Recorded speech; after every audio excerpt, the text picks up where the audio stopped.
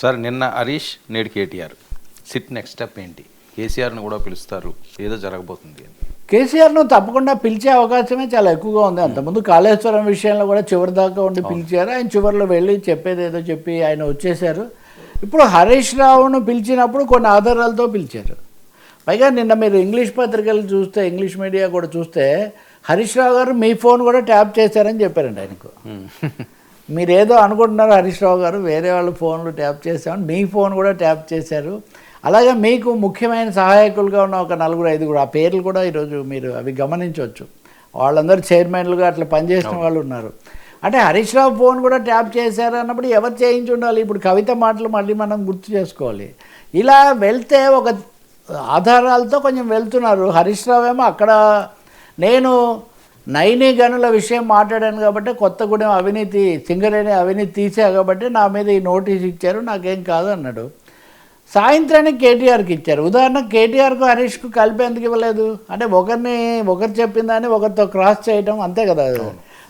వాళ్ళు కూడా మాట్లాడుకుంటారు. అయినా కానీ కేటీఆర్ ఏమో మళ్ళీ ఒకసారి ఆయన లొట్టపీస్ కేసు అని అంటుంటారు కదా, మరొకసారి ఇది లొట్టపీస్ కేసు, ఇదేం అవ్వదు, నేను వెళ్ళొచ్చి అన్నీ చేస్తాను, మేము అవినీతి బయటపెట్టాం కాబట్టి ఇవన్నీ చేస్తున్నారనే తీవ్రమైన దాంతో బాగా హంగామాగా జనాన్ని తీసుకొని అక్కడికి వెళ్ళారు. ఇంకా విచారణ జరుగుతుంది. ఇప్పుడు లంచ్ బ్రేక్ ఇచ్చారు.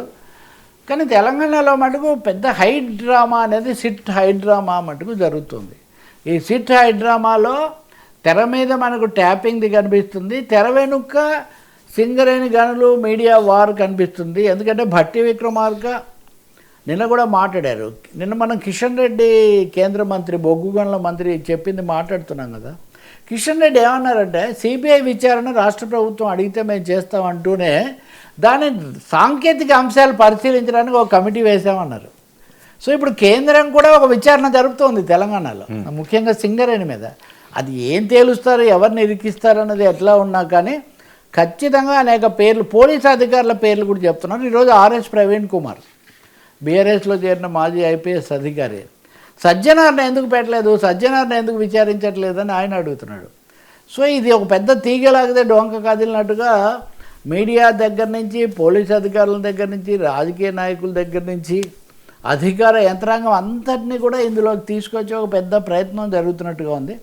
మరి ప్రభుత్వం సిట్కి ఎలాంటి ఫినిషింగ్ టచ్ ఇస్తుందో మనం చూడాలి. వీళ్ళు మటుకు బయట ఎంత ఆవేశంగా మాట్లాడినా సమస్య తీవ్రమైంది అనేది బీఆర్ఎస్ కూడా గుర్తిస్తూ ఉంది. నిన్న కేసీఆర్ కూడా హరీష్ రావుతో కూడా మళ్ళీ ఒకసారి మాట్లాడారు. వెంటనే లైట్గా ఏమీ తీసుకోవడం లేదు.